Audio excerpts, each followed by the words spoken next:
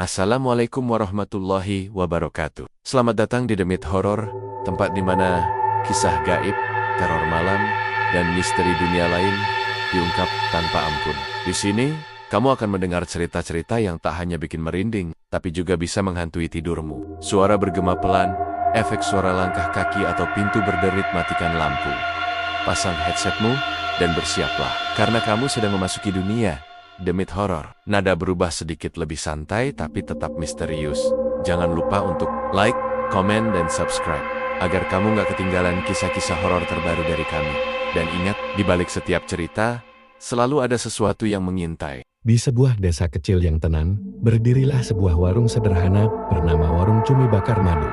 Warung itu tidak besar, hanya bangunan kayu dengan atap seng yang mulai berkarat. Meja-meja kayu tua tersusun rapi di depan warung.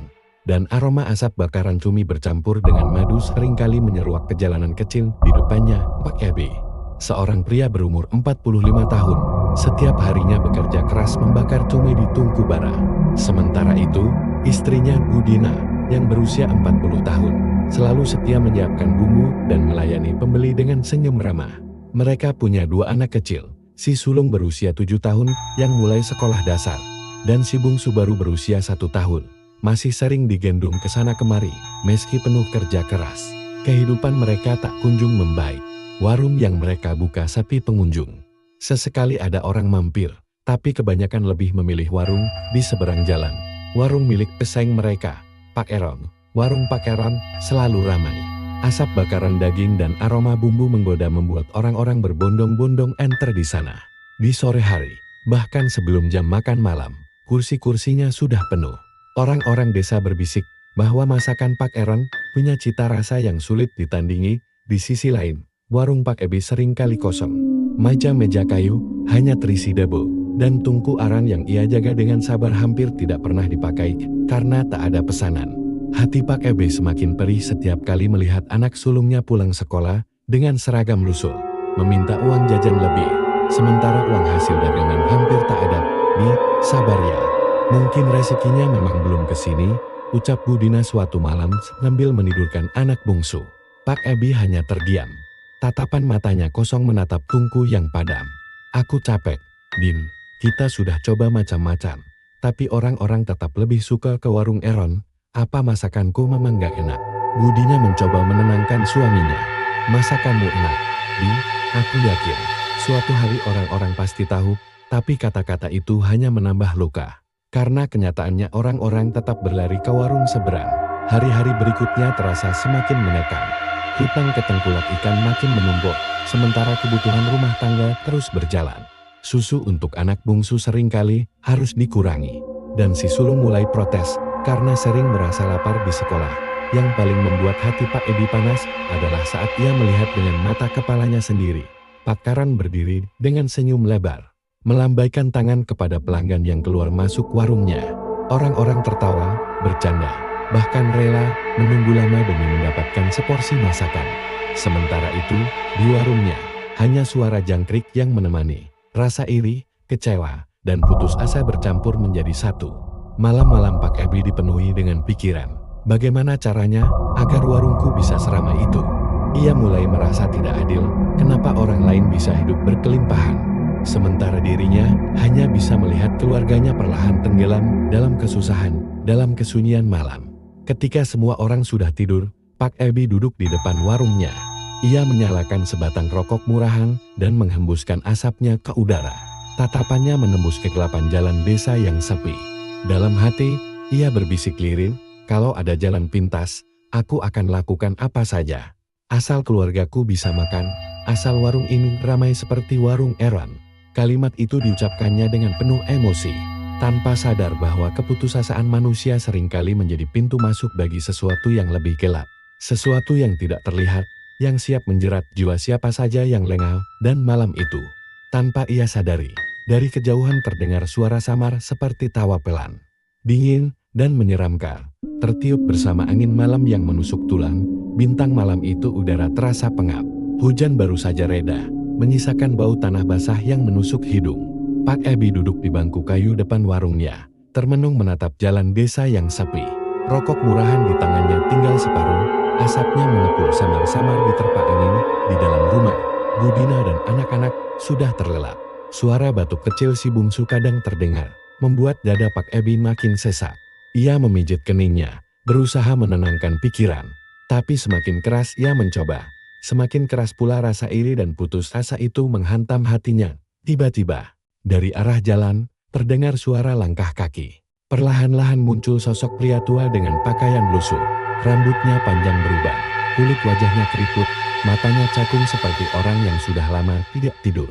Ia membawa sebuah tongkat kayu dan berjalan tertatih-tatih, namun langkahnya terasa mantap. Ebi. Suara Paro itu memanggil. Pak Ebi tersentak. Siapa Pak? Tanyanya gugup. Pria tua itu duduk tanpa diundang di kursi panjang depan warung. Ia menghela napas panjang lalu menatap Pak Ebi tajam, seolah-olah bisa membaca isi hatinya. Aku tahu apa yang kau pikirkan. Kau ingin warung ini ramai, ingin mengalahkan warung Eron, bukan? Pak Ebi membeku. Kau siapa? Dari mana tahu? Pria tua itu menyeringai. Senyumnya aneh, menampakkan gigi hitam dan rusak. Aku orang yang sering mengembara. Aku tahu apa yang tidak terlihat orang biasa. Kau terlalu keras kepala, terlalu jujur dalam berdagang. Ebi, dunia ini tidak berpihak pada orang lurus. Kalau kau ingin berhasil, kau harus berani melangkah ke jalan yang tidak semua orang sanggup tempuh. Pak Ebi menelan ludah, dadanya berdebar.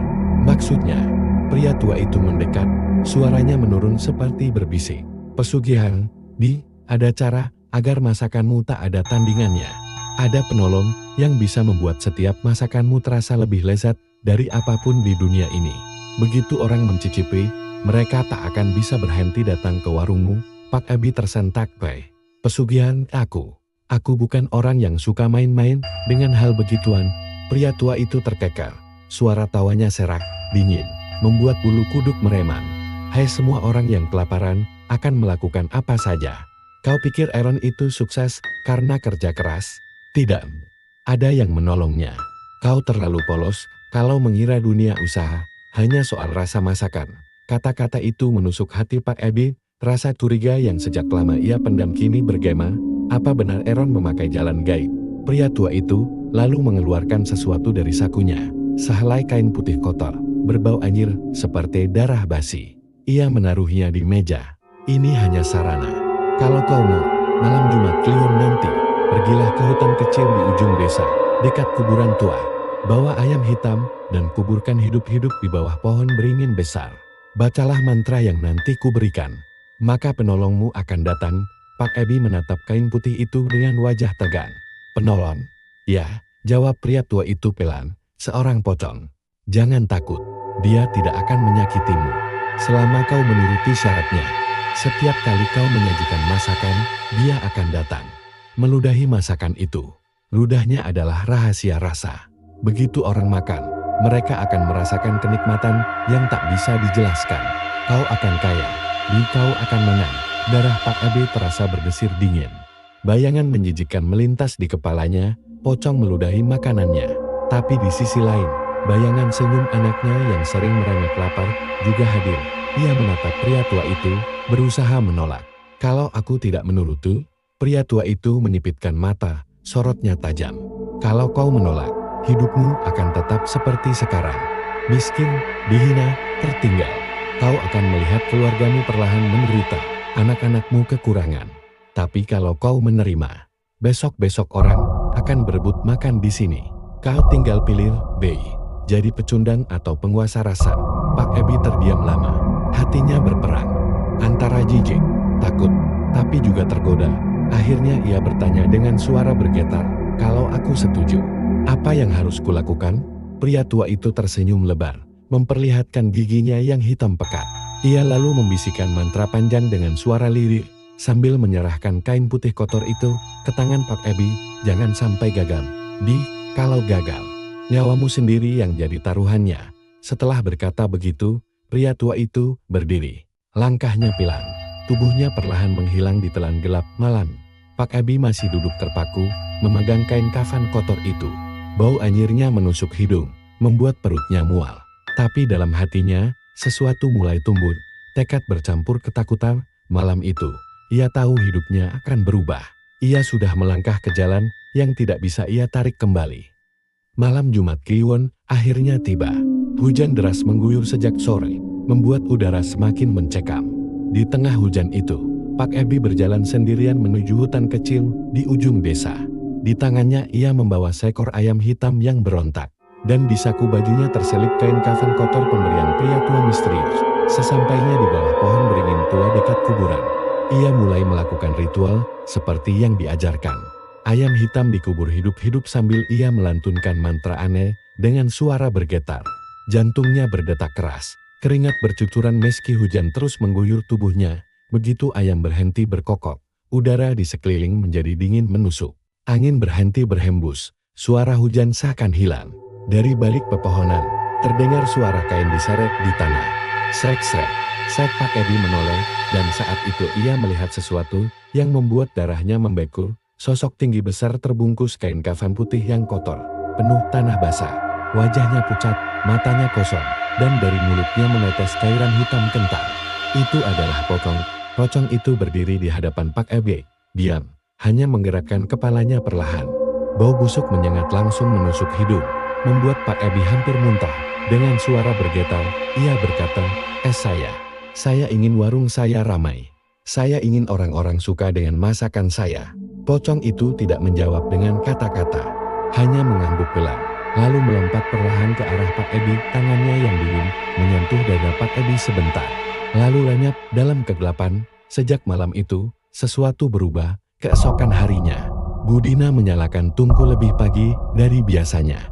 Ia tidak tahu apa yang dilakukan suaminya semalam, hanya melihat wajah Pak Ebi pucat dan matanya merah seperti kurang tidur. "Bapak nggak apa-apa?" tanya Budina. Pak Ebi hanya tersenyum kaku. "Nggak apa-apa, Din, hari ini coba kita buka warung lebih pagi." Siang itu, pelanggan pertama datang. Seorang pemuda memesan cumi bakar madu.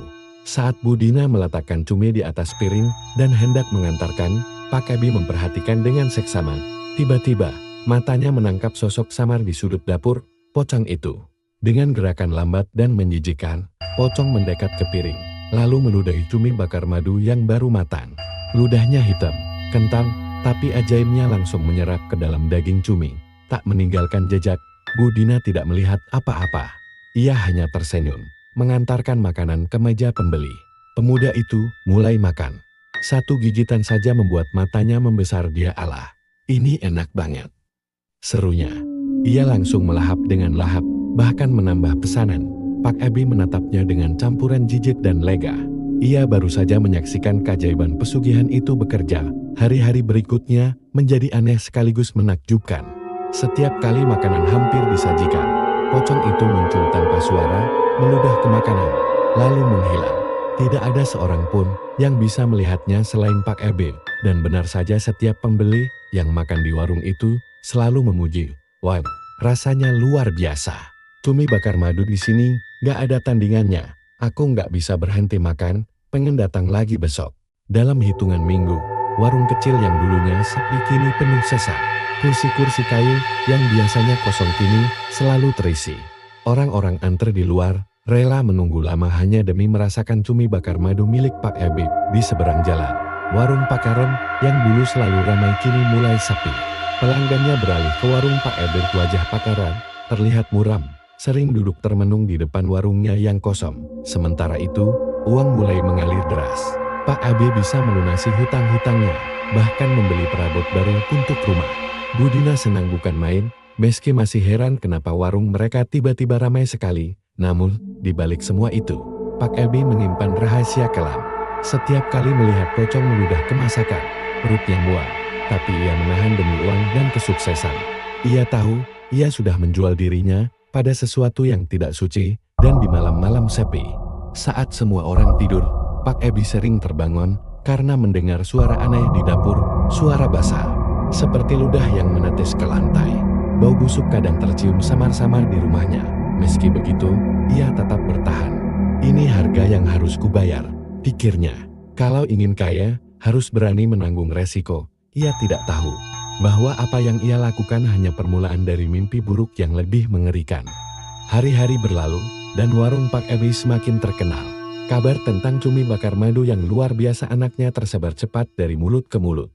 Orang-orang dari desa lain pun rela datang jauh-jauh hanya untuk mencicipinya. Setiap malam, kursi-kursi kayu di warung selalu penuh. Suara orang tertawa, piring beradu, dan aroma cumi terbakar madu bercampur menjadi satu. Bu Dina sibuk melayani pelanggan. Sementara Pak Ebi di dapur terus membakar cumi tanpa henti. Namun, di balik keramaian itu, ada pemandangan yang hanya bisa dilihat oleh Pak Ebi. Di sudut dapur, sosok pocong selalu muncul. Dengan kain kafan kotor yang menjuntai, tubuhnya bau busung, dan wajahnya pucat. Ia tidak pernah bersuara, hanya mendekati setiap piring makanan dan meludahinya dengan cairan hitam kentang. Setiap kali ludah itu mengenai cumi, rasanya langsung berubah menjadi luar biasa lezat. Pelanggan pun selalu memuji tanpa henti. "Wah, Pak, rasanya nggak ada bandingannya. Ini bikin ketagihan. Saya pasti balik lagi besok." Semakin hari, semakin banyak orang yang kecanduan. Bahkan ada pembeli yang setiap hari datang 3 kali hanya untuk makan cumi bakar madu itu. Tapi, di balik kesuksesan, mulai muncul tanda-tanda aneh. Anak sulung Pak Ebi, yang berusia 7 tahun, mulai sering sakit kepala. Ia mudah marah, matanya sering melotot tanpa alasan. Kadang ia menangis ketakutan, bilang melihat orang pakai kain putih berdiri di pojok rumah. Sementara itu, si bungsu yang baru berusia 1 tahun, semakin sering rewel. Malam-malam ia menangis keras, matanya melirik ke langit-langit seolah melihat sesuatu. Kadang tubuhnya menggigil tanpa sebab. Padahal cuaca tidak dingin, Bu Dina merasa ada yang tidak beres. "Di, anak-anak kita kenapa dia? Kok makin sering sakit? Apa jangan-jangan ada yang ganggu?" Pak Ebi hanya diam. Ia tidak berani menceritakan rahasia pesugihan itu. "Mungkin kecapekan aja, Din, nanti juga sembuh," katanya singkat, namun jauh di dalam hati. Ia tahu, semua ini pasti ada hubungannya dengan perjanjian gelap yang ia buat malam itu. Setelah warung tutup, Pak Ebi hendak beristirahat. Tapi tiba-tiba terdengar suara dari dapur, srek, srek seperti kain diseret di lantai. Ia langsung merinding. Ketika mengintip, ia melihat pocong itu sedang berdiri di dekat tungku. Wajahnya makin menyeramkan. Ludah hitam menetes dari mulutnya ke lantai. Bau busuk menyebar ke seluruh ruangan. Pocong itu mengangkat tangannya. Lalu terdengar suara berat masuk ke telinga Pak Ebi, "Aku mau tumpahan darah." Pak Ebi langsung lemas. Ia paham maksudnya, pocong itu mulai menuntut bayaran lebih. Selama ini, ia hanya memberi ayam hitam di awal perjanjian. Kini, makhluk itu menginginkan darah segar sebagai sesajen rutin. Esok harinya, dengan hati berat, Pak Ebi membeli seekor kambing hitam. Malamnya ia menyembelih kambing itu di belakang rumah. Darahnya ia tampung ke dalam mangkuk lalu diletakkan di dapur. Pocong muncul, menunduk, lalu melahap darah itu dengan rakus. Sejak saat itu, setiap malam Jumat, Pak Ebi harus memberikan tumbal darah hewan. Kalau tidak, ia merasa takut sesuatu yang lebih buruk akan menimpa keluarganya. Meskipun begitu, warungnya tetap semakin ramai. Orang-orang tidak peduli bagaimana caranya masakan itu begitu enak. Mereka hanya tahu sekali mencicipi, lidah mereka seperti dimanjakan rasa yang tidak bisa dilupakan. Bahkan ada beberapa orang yang mulai ketagihan sampai tubuhnya kurus, tapi tetap saja datang setiap hari. Mereka berkata, kalau belum makan cumi bakar madu di warung ini, rasanya badan gak enak. Bu Dina mulai curiga. Bikok rasanya orang-orang jadi kayak canduk ya. Masakan kita memang enak, tapi ini aneh. Pak Ebi menahan napas. Ia ingin berkata, tapi lidahnya keluh. Kalau ia jujur, Bu Dina pasti akan ketakutan. Akhirnya ia hanya berkata, mungkin memang rezeki kita. Ding, jangan banyak dipikir. Tapi dalam hatinya, ia tahu kebenaran. Semua orang itu sebenarnya makan ludah pocong. Seiring waktu, rasa itu memang semakin menggoda. Warung mereka menjadi pusat perhatian. Bahkan wartawan lokal mulai meliput. Orang-orang berbondong-bondong datang dari jauh. Namun, di setiap malam setelah warung tutup, rumah mereka tidak pernah lagi terasa tenang. Terkadang terdengar suara ketukan di jendela, atau kain kafan diseret di teras. Bau busuk pocong kerap tercium, membuat mereka sulit tidur. Pak Ebi berusaha mengabaikan semua itu, berpura-pura tidak tahu. Ia sudah terlalu jauh melangkah. Ia yakin, selama pocong itu meludahi masakan, ia akan terus kaya. Yang tidak ia sadari, harga yang harus ia bayar masih jauh lebih mahal daripada sekadar darah kambing. Pocong itu hanya menunggu waktu untuk menagih bayaran sebenarnya. Siang itu, matahari bersinar terik. Jalanan desa dipenuhi orang-orang yang sedang beraktivitas, sementara di depan warung Pak Ebi sudah tampak antrean panjang. Asap cumi yang dibakar bercampur dengan aroma madu menguar kemana-mana, membuat siapa saja yang lewat langsung tergoda untuk mampir. Warung itu sudah tidak seperti dulu lagi. Meja-meja penuh, suara riuh pembeli terdengar tiada henti. Bahkan, ada yang rela berdiri menunggu hanya untuk bisa menikmati seporsi cumi bakar madu yang katanya tak ada tandingannya. Di tengah keramaian itu, seorang pemuda berpakaian sederhana datang berjalan kaki. Tubuhnya masih muda, wajahnya tedur, dan sorot matanya jernih. Ia adalah seorang santri yang baru saja pulang dari pondok pesantren. Dengan langkah tenang, ia berhenti di depan warung yang ramai. "Warung apa ini? Kok banyak sekali orangnya?" gumamnya dalam hati. Karena penasaran, ia pun memutuskan untuk ikut masuk dan mencoba. "Pak, satu cumi bakar madu ya," ucapnya sopan ketika Bu Dina mendekat. Bu Dina tersenyum ramah. "Baik, nak, tunggu sebentar." Ya, di dapur, Pak Ebi sedang sibuk memanggang cumi di atas bara api. Tangannya cekatan membolak-balik. Madu kental dituang perlahan hingga menetes dan membuat aroma semakin menggoda. Seperti biasa, saat masakan hampir matang, sosok itu muncul. Dari sudut dapur, Pocong dengan kain kafan kotor menyeret tubuhnya, mendekat tanpa suara. Bau busuk langsung menusuk hidung. Dengan gerakan menjijikan, Pocong itu membuka mulutnya yang penuh cairan hitam, lalu meludahi cumi bakar madu yang baru saja matang. Ludah hitam kental itu meresap ke dalam daging cumi, menghilang tanpa bekas. Seolah-olah tak ada yang terjadi. Bu Dina mengantarkan pesanan itu ke meja santri dengan senyum. "Silakan, nak, ini pesanannya." Santri itu mengangguk sopan, lalu menatap piring di depannya. Awalnya, ia tidak merasa ada yang aneh. Namun begitu tangannya hendak mengambil potongan cumi, matanya tiba-tiba menangkap sesuatu yang membuat darahnya berdesir di hadapannya.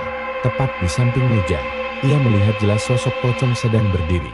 Wajah Pocong itu pucat, matanya kosong, dan dari mulutnya masih menetes cairan hitam menjijikan, cairan yang baru saja diludahkan ke masakan itu. Pocong menatapnya tanpa berkedip, seakan menantang, "Makanlah." Santri itu tertegun. Tubuhnya merinding hebat. Keringat dingin mengalir di pelipis. Lidahnya keluh, tangannya gemetar. Ia paham, apa yang baru saja terjadi bukan hal biasa. Tanpa berkata apa-apa, ia menaruh kembali sendok di meja, lalu berdiri. "Maaf, Bung, saya batal pesan," ucapnya lirih. Bu Dina bingung. "Loh, kenapa? Apa ada yang salah dengan makanannya?" Santri itu hanya menggeleng cepat. "Tidak, Bung, saya ada urusan mendadak." "Maaf ya." Dengan langkah tergesa, ia keluar dari warung. Para pelanggan lain menoleh heran, tapi tidak ada yang peduli lebih jauh.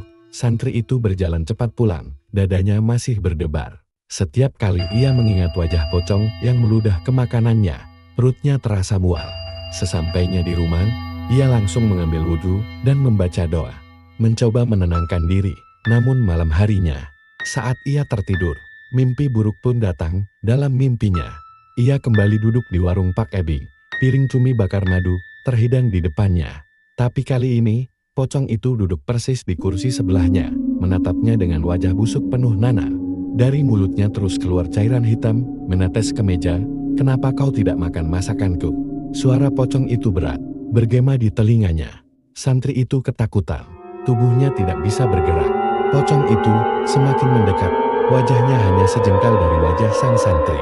Bau busuk menusuk hidungnya, membuatnya hampir muntah.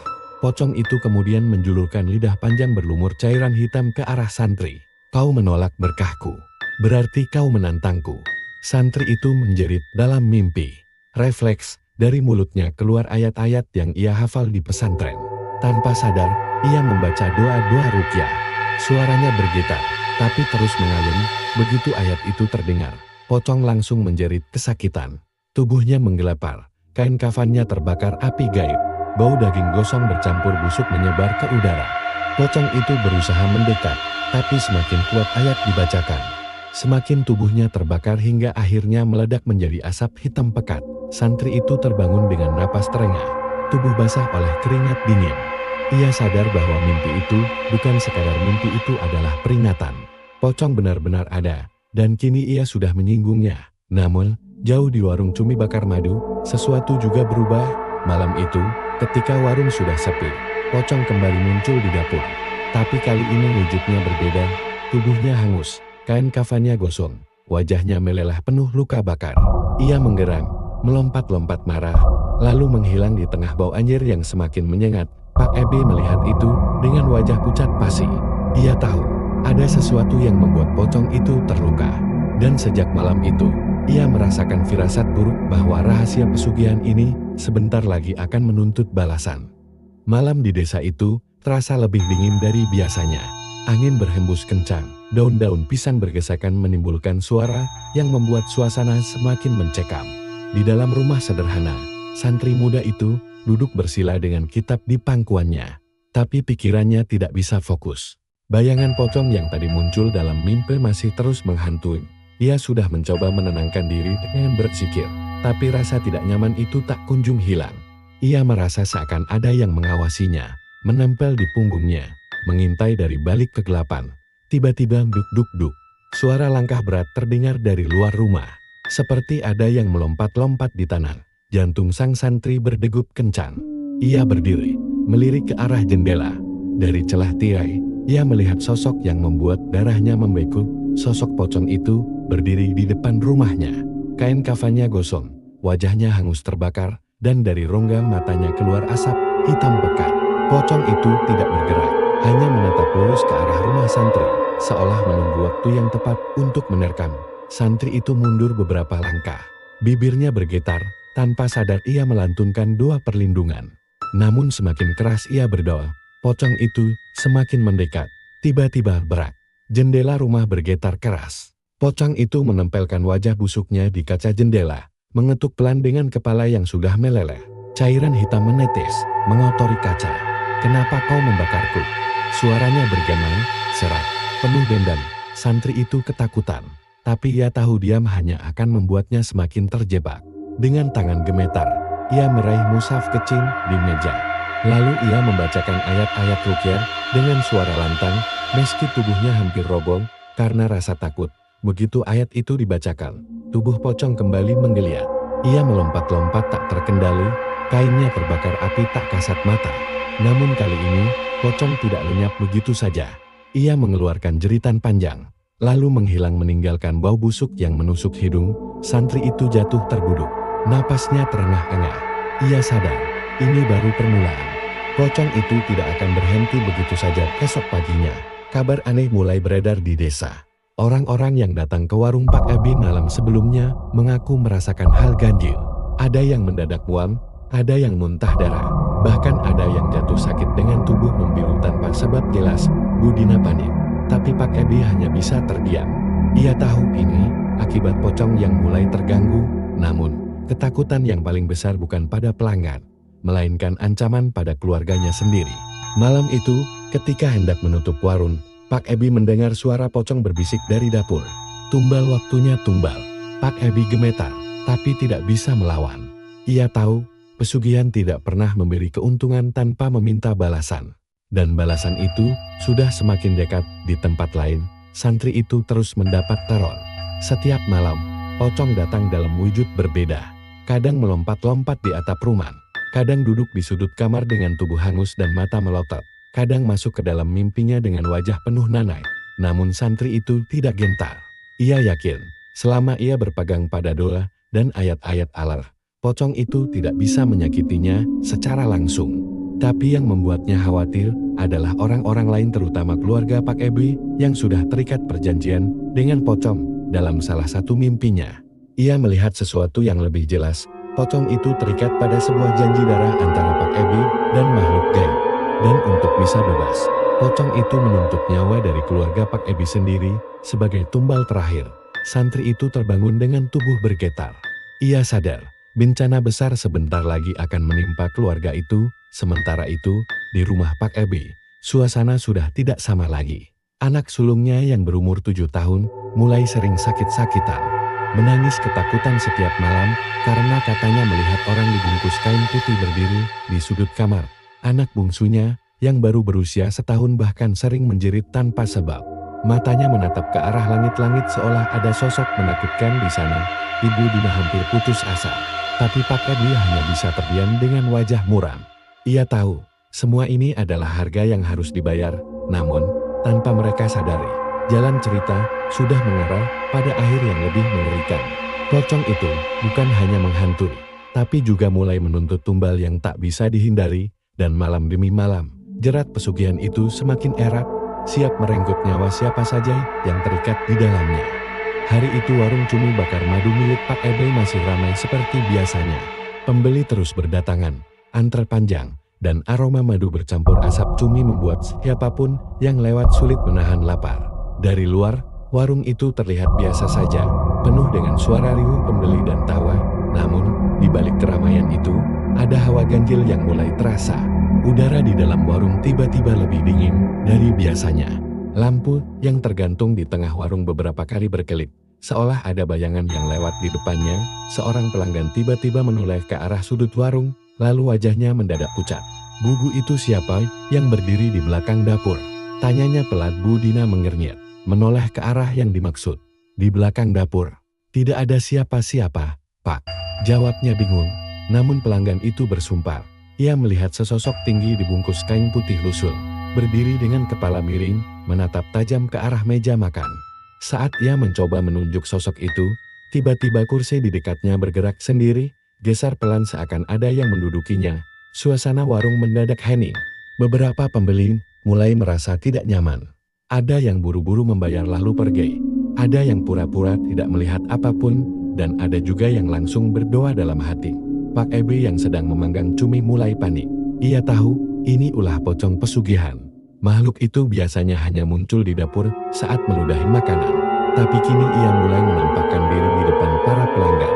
Itu artinya, perjanjian pesugihan sudah mulai bocor, dan waktunya tumbal semakin dekat. Saat itu, seorang pelanggan yang memesan cumi bakar madu langsung menjerit begitu potongan pertama masuk ke mulutnya. "Ah, pedas panas. Mulutku kebakar." Ia berlari keluar sambil berusaha memuntahkan makanan itu, tapi yang keluar justru darah bercampur lendir hitam. Orang-orang di dalam warung panik. Beberapa mencoba menolong, namun semakin banyak yang ikut merasa aneh setelah mencicipi makanan. Ada yang mual, ada yang muntah darah, bahkan ada yang tubuhnya mendadak kaku seperti terserang kejang. Bu Dina histeris. "Abi, apa yang terjadi? Kenapa bisa begini?" Pak Abi tidak menjawab. Wajahnya pucat pasi. Tubuhnya gemetar. Ia sadar, ini bukan makanan yang rusak atau basi. Ini adalah pertanda bahwa pocong sudah mulai menolak tugasnya, dan kutukan pesugihan itu berbalik ke para pelanggan. Tiba-tiba, suara kursi dan meja berderit keras. Satu persatu perabotan di warung bergerak sendiri, terlampar ke sana kemari. Piring pecah, gelas jatuh berhamburan, dan aroma busuk menyebar di seluruh ruangan. Beberapa pembeli menjerit melihat sosok pocong yang kini melompat-lompat di tengah warung. Tubuhnya hangus, wajahnya hancur, dan dari mulutnya menetes cairan hitam yang berasap. Setiap kali cairan itu menetes ke lantai, kayu langsung menghitam seolah terbakar. "Ya Allah, ampunilah kami." Suara lirih terdengar dari salah satu pembeli yang berusaha kabur. Tapi pintu warung tiba-tiba menutup keras, tidak bisa dibuka meski didorong ramai-ramai. Orang-orang terjebak di dalam, menjerit, menangis, dan berdesakan. Pak Ebi berusaha menenangkan keadaan, tapi tubuhnya sendiri gemetar hebat. Ia tahu, pocong itu bukan hanya ingin menakut-nakuti, ia datang menagih janji. Dalam kepanikan itu, anak sulung Pak Ebi, yang berusia 7 tahun, tiba-tiba berlari ke dalam warung sambil menangis mencari ibunya. "Ibu, ada hantu di kamar Hi. Dia mau bawa adik." Mendengar itu, Bu Dina langsung menjerit dan berlari keluar warung menuju rumah. Namun saat membuka pintu rumah yang bersebelahan dengan warung, ia membeku di dalam kamar. Bayi mereka yang berusia 1 tahun sudah tidak berada di ranjang. Sebagai gantinya, di atas kasur tergeletak kain kafan kotor penuh bercak hitam dengan bau busuk menyengat. "Anakku, anakku!" Bu Dina menjerit histeris. Pak Ebi berlari masuk, tapi pocong itu tiba-tiba muncul di depan pintu kamar, menghalangi jalan. Wajahnya hancur, matanya kosong, dan suaranya bergema memenuhi ruangan. "Tumbal sudah kutagih. Waktumu segera tiba." Orang-orang di warung yang melihat kejadian itu ikut menjerit ketakutan. Mereka berdesakan, berusaha membuka paksa pintu, hingga akhirnya satu persatu berhasil kabur. Tapi teror di dalam rumah Pak Ebe belum berakhir. Pocong itu melompat mendekat, dan setiap kali ia mendarat, lantai kayu rumah bergetar keras. Bau ajir semakin menusuk, membuat orang dewasa pun hampir pingsan karena mual. Pak Abi mencoba melawan dengan kayu bakar di tangannya, tapi setiap kali ia mengayunkannya, pocong itu tidak terpengaruh. Sebaliknya, tubuhnya malah semakin membesar. Kain kafan sobat-sobat menampakkan daging busuk berulat di bawahnya. Bu Dinah yang bisa menangis histeris sambil memeluk anak sulungnya. Sementara bayi mereka entah sudah dibawa kemana di saat yang sama. Santri yang pernah dihantui pocong itu merasakan firasat buruk dari rumahnya. Ia bermimpi singkat, melihat warung Pak Ebi dipenuhi asap hitam dan jeritan manusia. Ia terbangun dengan tubuh berkeringat, lalu segera berlari menuju arah warung meski malam sudah larut. Ia tahu waktunya sudah tiba. Pocong itu akan menagih janji, dan hanya doa serta ayat-ayat Allah yang bisa menghentikannya. Namun, apa yang akan ia temui di warung Pak Ebi malam itu jauh lebih mengerikan daripada yang ia bayangkan. Malam semakin larut, udara di desa itu terasa berat, seakan langit menekan bumi dengan beban tak kasat mata. Dari kejauhan, santri itu berlari terburu-buru menuju arah warung Pak Ebi. Jantungnya berdegup cepat, kakinya seperti tak sabar sampai. Ia hanya berpegang pada keyakinan, hanya ayat-ayat Allah yang bisa melawan kengerian ini. Begitu ia sampai di depan warung, pemandangan yang dilihat membuatnya tercekat. Warung yang biasanya ramai kini porak-poranda. Meja-meja terbalik, piring-piring pecah berserakan, dan bau anyir bercampur busuk menusuk hidung.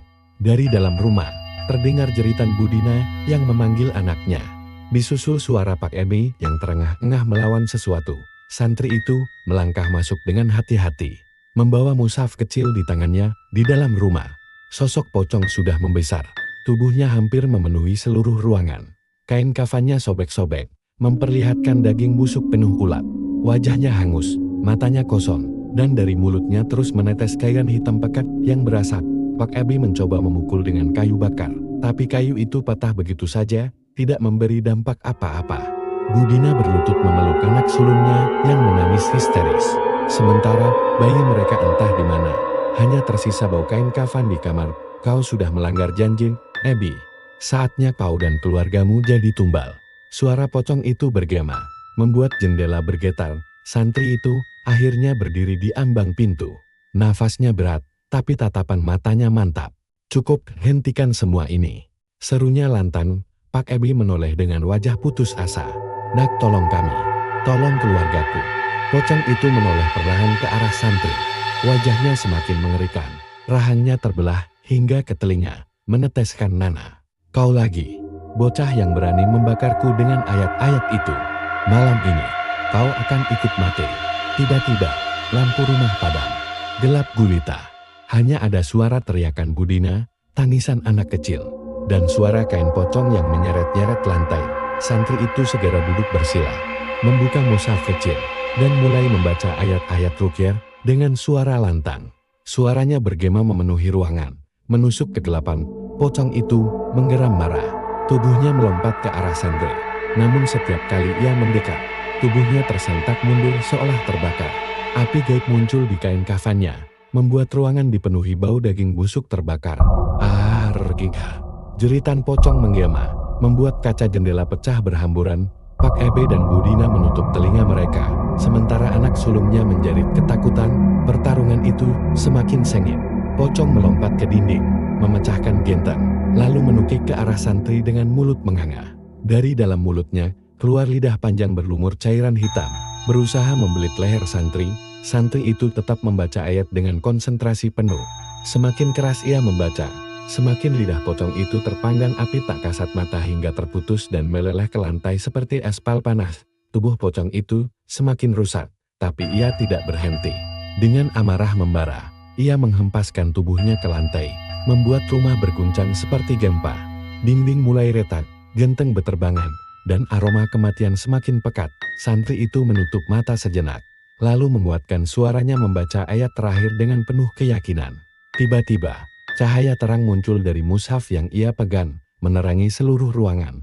Cahaya itu membakar tubuh pocong secara perlahan. Dari kakinya, kain kafan mulai hancur, lalu naik ke tubuh hingga kepalanya.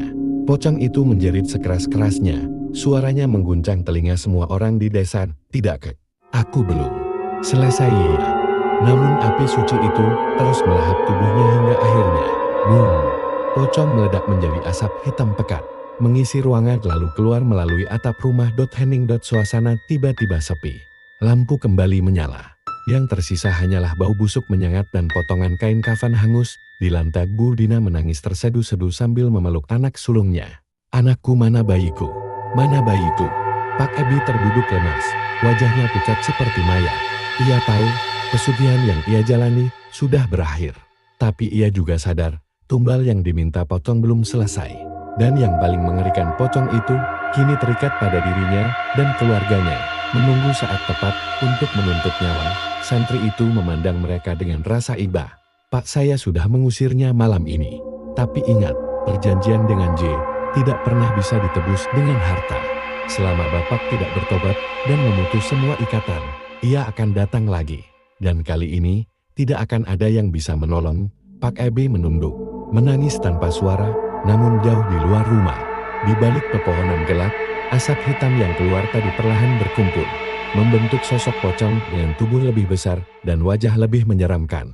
Ia belum sepenuhnya lenyap, dan ia sudah berjanji pada dirinya sendiri, malam pembalasan akan segera tiba. Beberapa hari setelah pertarungan itu, suasana di desa masih dipenuhi rasa takut. Kabar tentang Pocong di warung cumi bakar madu sudah menyebar luas. Orang-orang tidak lagi berani datang ke warung Pak Ebin, bahkan sebagian tetangga mulai menjauhi keluarganya. Warung yang dulu selalu ramai kini sepi, hanya ada meja-meja kosong yang penuh debu. Aroma amis dan busuk seakan tidak mau pergi meski sudah dibersihkan berkali-kali. Bu Dina termenung setiap hari, matanya sembab karena terus menangisi bayinya yang hilang. Anak sulungnya semakin sering sakit, tubuhnya lemah dan wajahnya pucat. Pak Ebi sendiri tampak semakin tua. Rambutnya memutih, tubuhnya kurus dan matanya kosong. Ia tahu, waktunya sudah hampir habis. Perjanjian pesugihan tidak bisa dibatalkan begitu saja. Pocong itu akan datang lagi untuk menagih. Malam itu, langit mendung pekat. Petir menyambar tanpa suara hujan. Udara terasa menekan, seolah ada sesuatu yang akan turun dari langit. Di rumah Pak Ebit, Bu Dina berusaha menidurkan anak sulungnya yang terus gelisah. Tiba-tiba, angin kencang berhembus masuk melalui celah-celah jendela. Lampu padam, dan rumah mendadak gelap gulita. "Ebi, lampunya kenapa?" teriak Bu Dina panik. Pak Ebi yang sedang duduk di ruang tamu langsung berdiri. Namun sebelum ia sempat menyalakan lilin, suara menyeret-nyeret kain terdengar dari luar rumah. Seret-seret. Seret suara itu semakin dekat, semakin keras, hingga akhirnya berhenti tepat di depan pintu. Tok, tok, tok. Pintu rumah diketuk perlahan, diiringi suara berat yang bergema. Waktunya sudah tiba. "Keluarkan tumbal." Bu Dina menjerit, memeluk anaknya erat-erat. Pak Ebi gemetar, tapi ia tahu tak ada tempat lagi untuk bersembunyi. Tiba-tiba, pintu rumah terbuka dengan sendirinya. Angin kencang berhembus masuk, dan di ambang pintu berdiri sosok Pocong itu. Kali ini tubuhnya jauh lebih besar, hampir memenuhi langit-langit rumah. Wajahnya hancur, mata kosongnya berapi, dan dari seluruh tubuhnya keluar asap hitam pekat. "Ebi, sekarang giliranmu." Suaranya menggelegar. Pak Ebi mencoba melawan. Ia bersujud, menangis, memohon ampun kepada Allah. "Dia Allah, ampuni aku. Aku hilaf. Aku salah." Tapi semuanya sudah terlambat. Pocong itu melompat dengan keras, menghantam tubuh Pak Ebi hingga terlempar ke dinding. Tulangnya patah, darah keluar dari mulutnya. Bu Dina menjerit histeris. Ia mencoba kabur sambil menggendong anak sulungnya, tapi langkahnya berat. Pocong itu melompat sekali lagi, menimpa tubuh Bu Dina. Teriakannya langsung terhenti. Tubuhnya bergetar hebat, lalu terkulai kaku dengan mata melotot. Anak sulungnya yang berumur 7 tahun meronta dari pelukan ibunya, berlari ke pojok rumah sambil menangis. "Jangan ambil aku. Jangan." Pocong itu menoleh, matanya kosong menatap bocah kecil itu. Dengan sekali lompatan, ia mendekat, lalu membelit tubuh anak itu dengan kain kafannya yang panjang. Anak itu menjerit, tapi suaranya perlahan hilang, tenggelam dalam kain kafan busuk. Beberapa saat kemudian, rumah itu hening. Tidak ada lagi jeritan, tidak ada lagi suara. Hanya bau busuk pekat yang menyelimuti udara. Ketika fajar tiba, para tetangga yang penasaran memberanikan diri mendatangi rumah Pak Ebi. Mereka mengetuk pintu, tapi tidak ada jawaban. Saat pintu didobrak, semua orang terdiam dengan wajah pucat. Di ruang tamu, Mereka menemukan tubuh Pak Ebi remuk di dinding, darah mengering di lantai. Di kamar, Budina terbaring dengan mata melotot, mulutnya penuh busa hitam. Anak sulung mereka tidak ditemukan, hanya tersisa potongan kain kafan hangus di pojok ruangan. Bayi mereka yang hilang sejak malam kejadian pula tidak pernah kembali. Desa itu geger. Semua orang percaya keluarga Pak Ebe sudah menjadi tumbal pesugihan. Sejak malam itu, warung cumi bakar madu ditinggalkan. Tidak ada yang berani mendekat. Orang-orang yang lewat di depannya sering mengaku mendengar suara tangisan anak kecil dari dalam. Atau bau amis terbakar yang datang tiba-tiba beberapa kali. Ada orang yang melihat sosok pocong melompat-lompat di sekitar warung. Matanya kosong, wajahnya hangus, dan dari mulutnya menetes cairan hitam yang berasap. Desa itu pun menyimpan cerita mengerikan tentang Pak Ebi yang tergoda jalan pintas, memilih pesugihan untuk mengalahkan pesaingnya. Tapi akhirnya kehilangan segalanya, istrinya, anak-anaknya, dan bahkan nyawanya sendiri. Dan sampai hari ini, warung cumi bakar madu itu dikenal sebagai tempat angker. Tidak ada yang berani membuka usaha di sana. Karena siapapun yang mencoba, katanya akan melihat pocong itu meludahi masakannya, lalu hilang satu persatu, sama seperti keluarga Pak Ebi.